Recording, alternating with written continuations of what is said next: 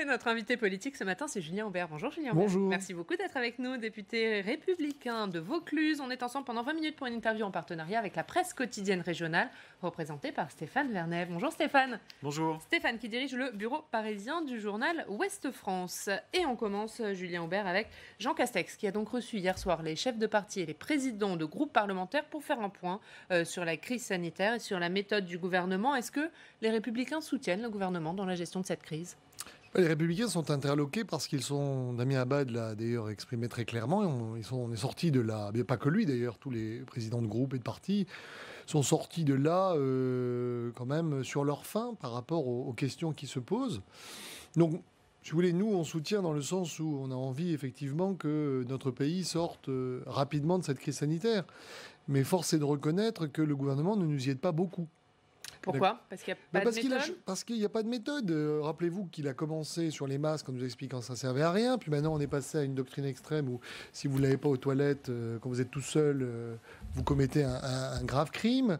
On oscille entre une communication anxiogène où on explique aux gens qu'il y a une deuxième vague, c'est terrible, et en même temps des mesures qui ne sont pas toujours à la hauteur. On dit qu'en fait, il faut préserver le moteur économique. Et puis, derrière, on a des affirmations martiales du gouvernement, parfois aussi la volonté de cacher certaines insuffisances. Je fais partie de la commission d'enquête sur le Covid. Et une logistique qui ne suit pas. Et avec des gens qui n'assument pas toujours leurs responsabilités. Donc, moi, je souhaite qu'on sorte rapidement de cette crise. Je souhaite que ça se passe bien pour l'économie.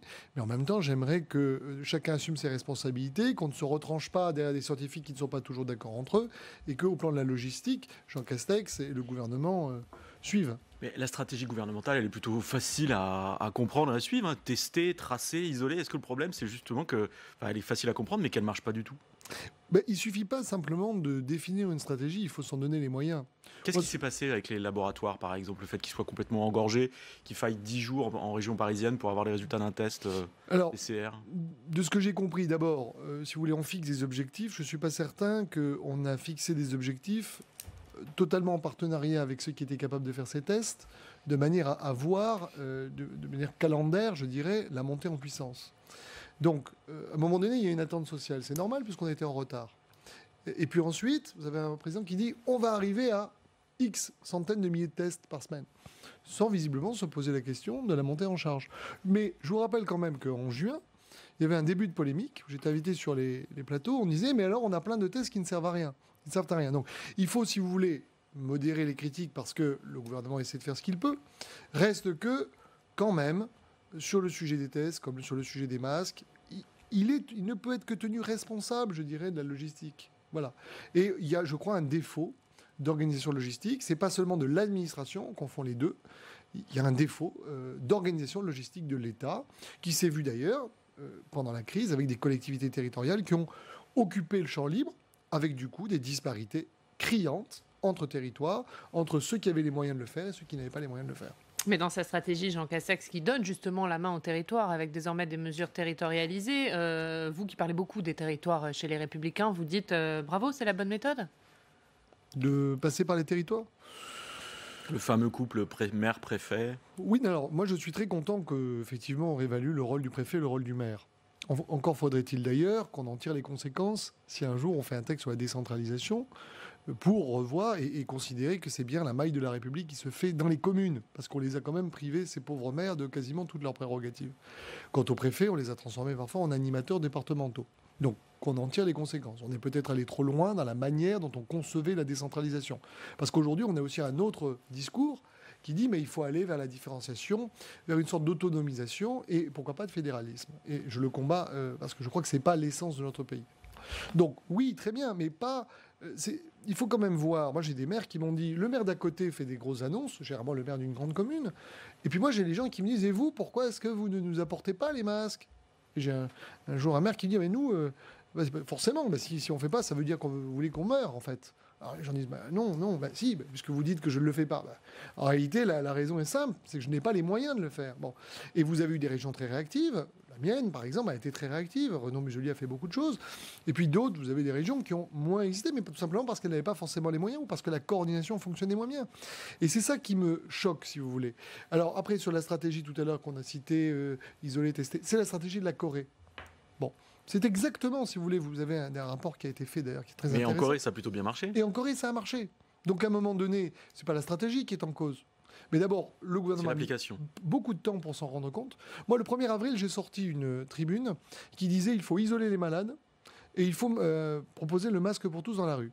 Donc, à l'époque, le gouvernement disait l'inverse. C'était le 1er avril. Il a fallu 6 mois pour que le gouvernement se mette d'accord là-dessus. Et en 6 mois, il y a eu un effort intellectuel, mais pas un effort, je dirais, sur la mise en œuvre concrète. Et visiblement, nous n'avons pas envoyé grand monde en Corée pour aller voir comment ils avaient mis en place ces éléments. Sur l'aspect traçage, par exemple, l'application Stop Covid, manifestement, ne fonctionne pas du tout. Elle n'a pas été adoptée par les Français. Non. Qu'est-ce que ça vous inspire pour le vaccin? On nous dit tous que la clé de cette maladie, ce sera la vaccination. Est-ce que vous pensez que les gens se feront vacciner, vu toutes les réactions anti-vaccins qu'on peut observer en France? Moi, je crois, si vous voulez, qu'à un moment donné, on doit respecter la liberté individuelle. Donc vous ne seriez pas pour imposer le vaccin, par exemple, pas pour qu'il soit obligatoire? Je serais pour qu'on impose le vaccin pour certaines catégories de publics exposés. Je pense que, par exemple, Pour certains professionnels, par exemple, pour les professionnels de santé, et parce que je pense aussi que... Pour les personnes âgées? Pour les personnes âgées, éventuellement, oui. Parce que, notamment pour les professionnels de santé, je crois qu'il n'y a pas de mouvement anti-vaccin. Bon, mais nous sommes dans des sociétés où on ne peut pas fonctionner comme sous le général de Gaulle. On ne peut pas dire aux gens, maintenant, c'est l'armée, vous allez tous passer au vaccin. Les gens ont besoin de comprendre. On le voit sur Linky, sur la 5G, sur tout ce qui touche à leur santé. On peut faire mine de ne pas le voir, mais il faut à un moment donné le prendre en compte. Alors, il ne faut pas tomber dans l'antiscientisme, mais en même temps, il faut écouter aussi les gens qui critiquent. Moi, je suis pour la vaccination. Maintenant, j'ai aussi des questions. Pourquoi certains vaccins qui étaient administrés il y a certaines années ont été interdits? Pourquoi d'autres très chers ont été mis sur le marché? Et qu'est-ce qu'on y met exactement dedans? Parce que vous avez des interrogations légitimes de citoyens. Mais vous êtes pour rendre le vaccin obligatoire pour certaines catégories Oui. de population. Sur le plan de relance, Stéphane? Alors moi j'ai une question sur le plan de relance, il est très impressionnant, 100 milliards d'euros, c'est quand même une somme énorme, je crois que ça ne s'est pas fait dans ce pays depuis des années, on peut le dire. Par contre la volonté de consommer cette somme en 2 ans, est-ce que ça vous paraît réaliste? Ou est-ce qu'il y a une arnaque dans l'histoire? Alors d'abord, je pense qu'il y a une petite arnaque sur le chiffre de 100 milliards. Je me méfie toujours. Moi, je me méfie toujours, si vous voulez, des chiffres ronds en politique. Quand les gens vous disent on va créer 10 000 emplois, on va dépenser 100 milliards.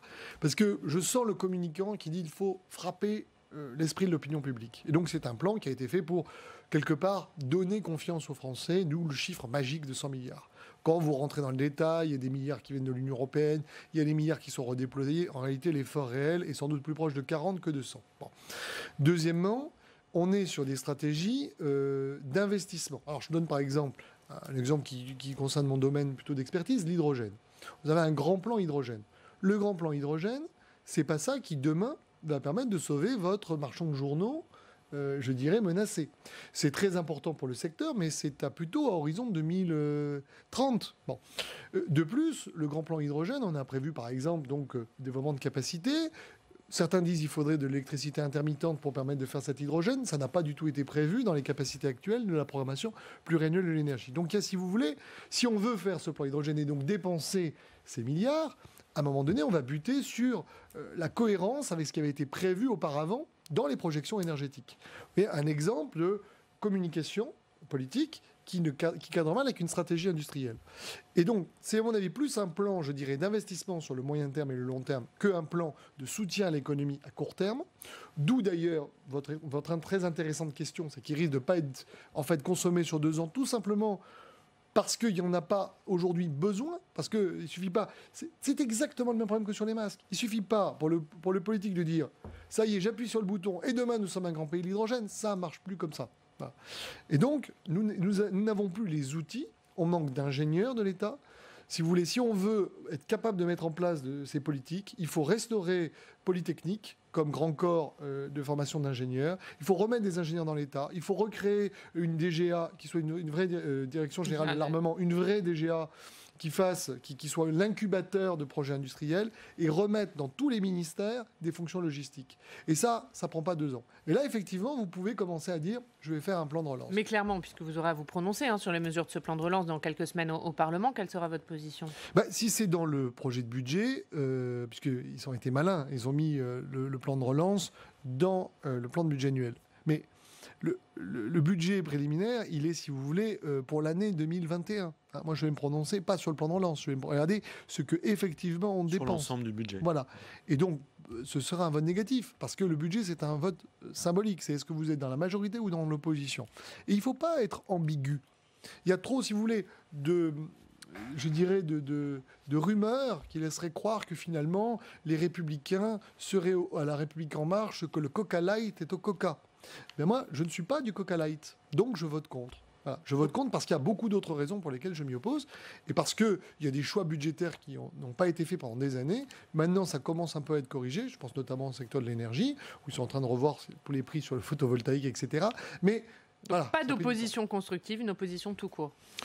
Oui, mais vous savez, tout c'est là encore, c'est de la communication. Je suis dans l'opposition constructive. Alors, vous avez des gens qui sont dans l'opposition constructive, et puis après, dans la majorité, vous avez des gens qui sont dans la majorité alternative ou destructive. Bon, tout ça, à un moment donné, devient très compliqué. Moi, vous savez, je suis un homme politique basique.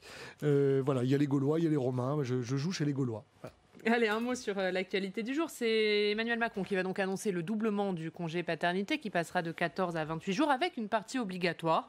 Est-ce que vous soutenez cette mesure ? Écoutez, en tant que papa, j'aurais été très heureux d'avoir effectivement cette période de congé paternité. Je ne suis pas certain que j'aurais pu la prendre parce que malheureusement, à un moment donné, on ne peut pas non plus s'absenter trop longtemps.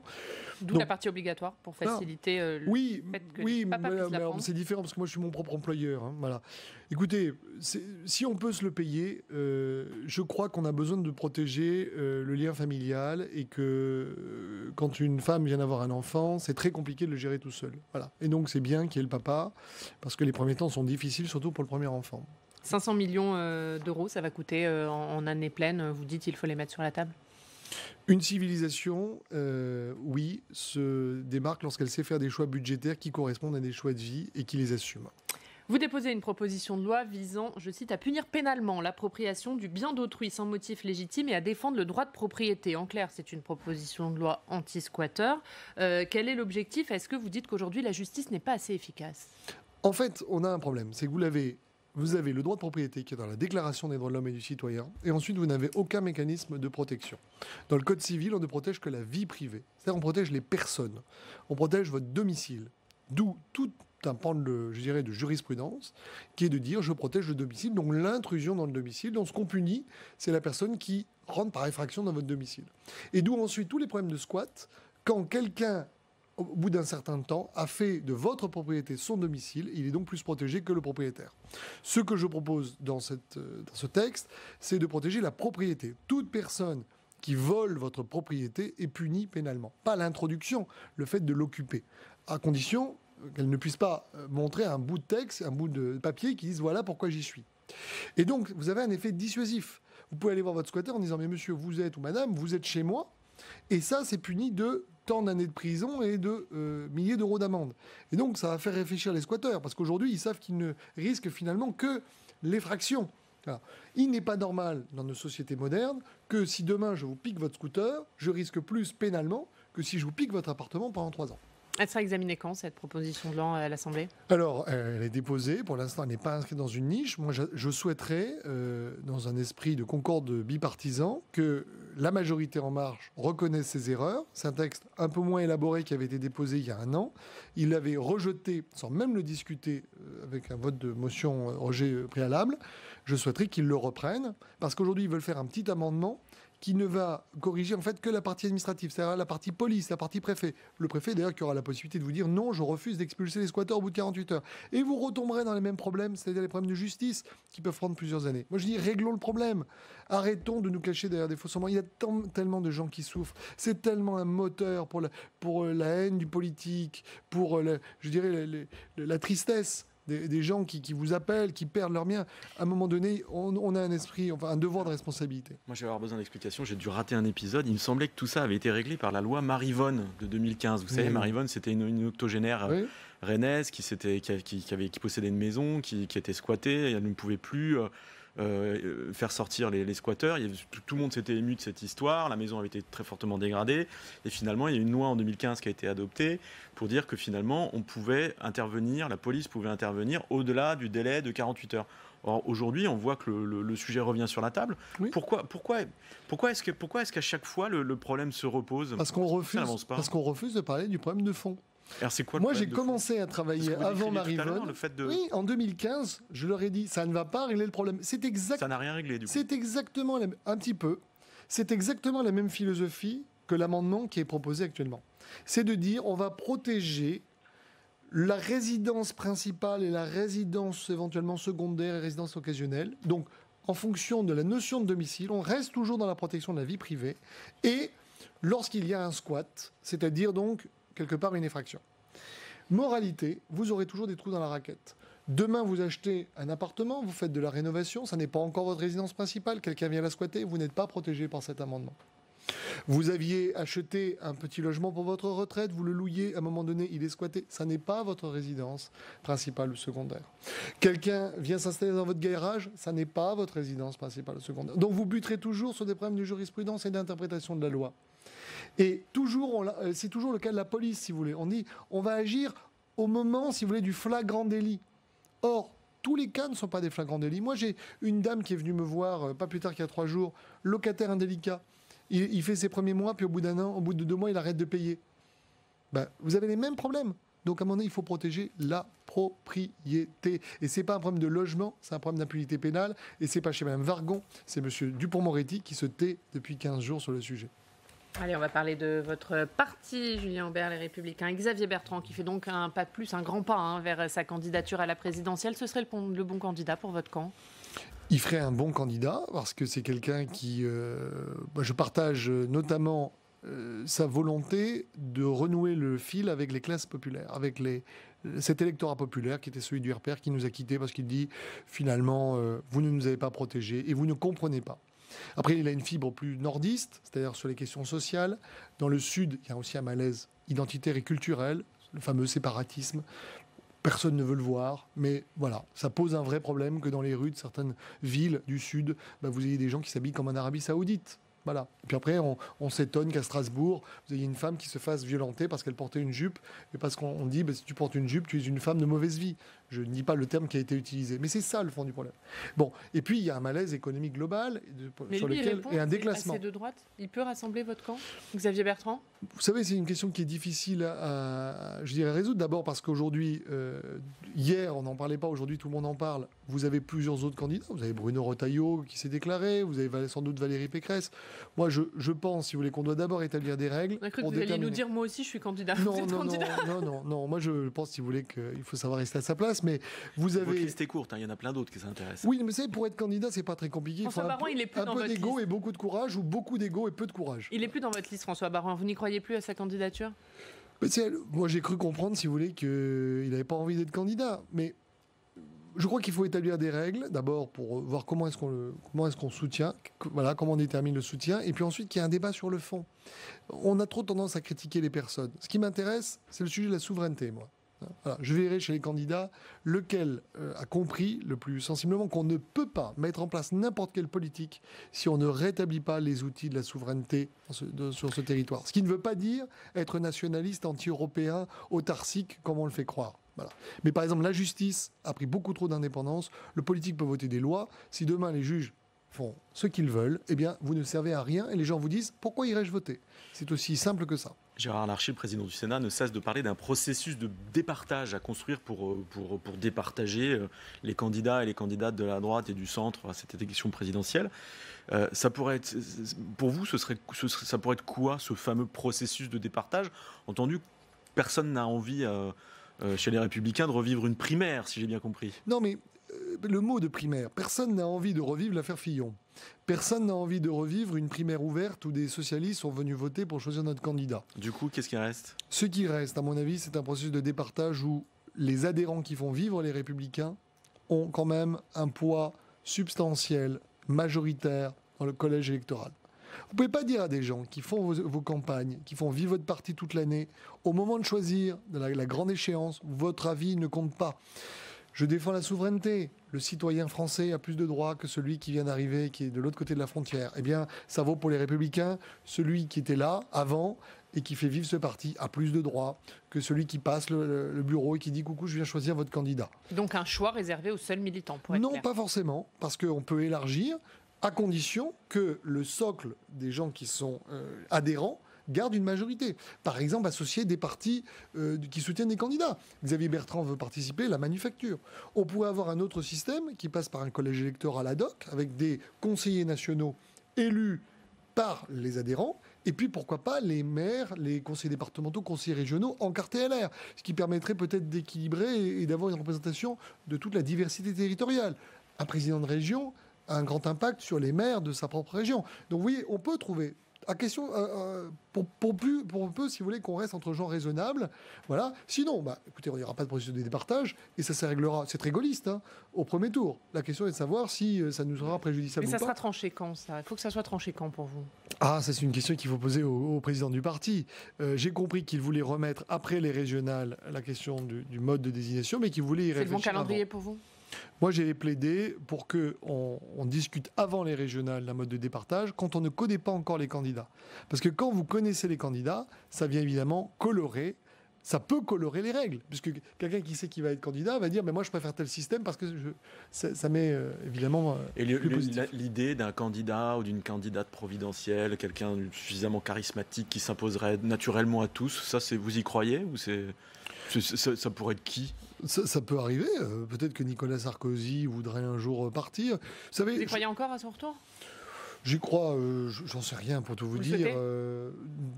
Moi, je souhaite qu'on ait un candidat qui tire les leçons de nos erreurs du passé. C'est très compliqué aussi quand on a été aux affaires, c'est très compliqué, c'est plus compliqué de le faire. Et qui soit capable de réunir la droite et surtout de parler à ces gens qui nous ont quittés et qui sont nombreux. Un dernier mot sur l'écologie, puisque vous vous intéressez à ces questions, et Aurélien Pradier qui entame un tour de France environnemental. Est-ce que les LR ont mis trop de temps à s'intéresser à ces questions? Est-ce que du coup ils ne sont pas en retard? En tout cas, eux, je ne sais pas, moi non. Ça fait 8 ans que je travaille dessus et l'an dernier est sorti un livret vert. On dit que la droite ne réfléchit pas. C'est faux, avec quelques parlementaires, membres d'Oser la France, mon mouvement. Nous avons sorti... Sur le Tour de France d'Aurélien Pradier, vous en pensez quoi?